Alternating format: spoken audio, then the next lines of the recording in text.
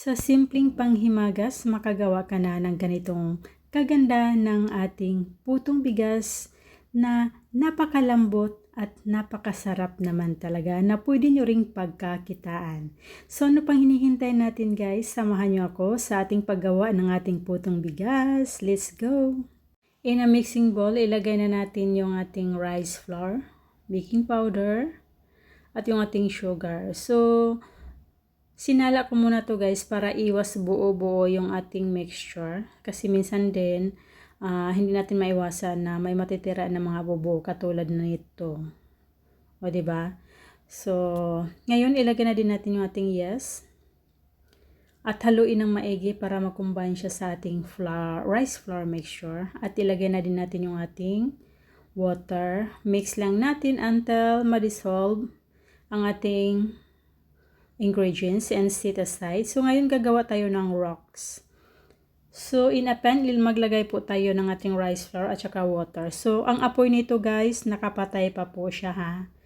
So, haluin lang natin until ma-dissolve yung ating flour sa tubig. At ngayon, sindihan na natin yung ating apoy at in a medium-low heat. Yun, haluin lang natin until makuha natin yung hinahanap nating consistency. Yun, medyo lumapot na siya guys, konti. O, tingnan nyo. Ayun, konti na lang. Until yung consistency, ganito na po siya guys. So, yun. So, kailangan ilagay na natin to kagad sa ating rice flour mixture. At haluin ng maigi para mag-mix po siya sa ating flour mixture.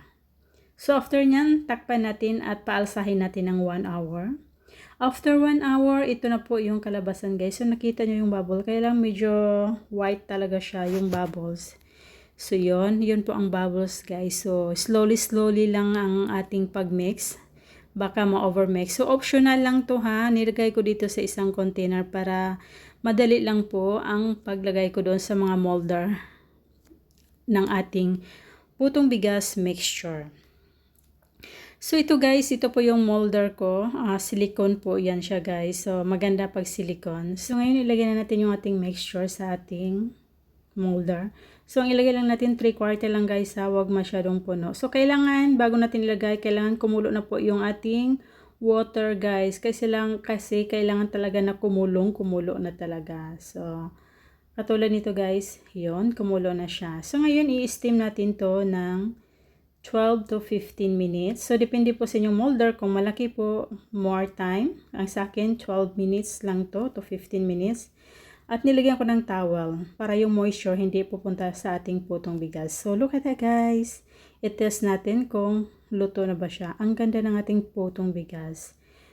So, ngayon hanguin natin ang ating napakaganda at napakasarap na putong bigas. So, tingnan nyo guys, hindi talaga siya dumikit. So, bago nyo tanggalin sa inyong molder, kailangan malamig po siya. So, yun. Meron na tayong panghimagas guys para sa ating pamilya at pwede nyo rin itong pagkakitaan. So, nakagawa po ako dito ng 24 pieces. At ngayon, kung gusto nyo ibenta, ilagay nyo lang sa disposable plastic. Look at that. Ayun. Napakasarap talaga guys ang ating putong bigas. Ayun. Napakalambot nyo guys. Yum, yum, yum. Thank you for watching guys. God bless.